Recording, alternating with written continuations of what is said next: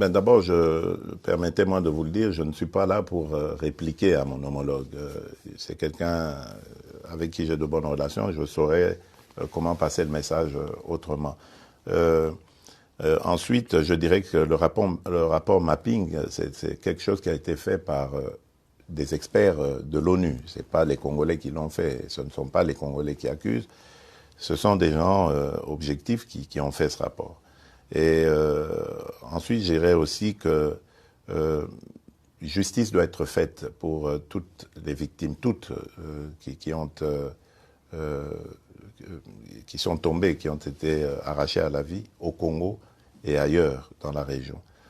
Et donc, pour moi, ce serait plutôt une attitude positive que le président Kagame aurait de collaborer à cela. Parce qu'à ce stade, il n'y a pas encore de condamnation. Donc il faut se mettre au service de la justice.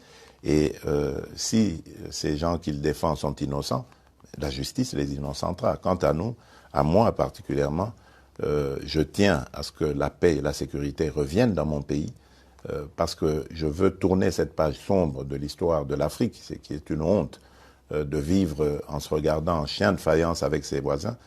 Je veux la paix pour mon peuple, mais pour les peuples voisins aussi, que nos pays se tournent vers leur développement plutôt que de se faire inutilement la guerre. Demain, lorsque cette paix sera une réalité, nous allons ouvrir ces pages aussi sombres avec la justice congolaise et voir dans quelle mesure nous pourrons régler les méfaits du passé par une justice transitionnelle ou par une justice pénale, enfin, peu importe.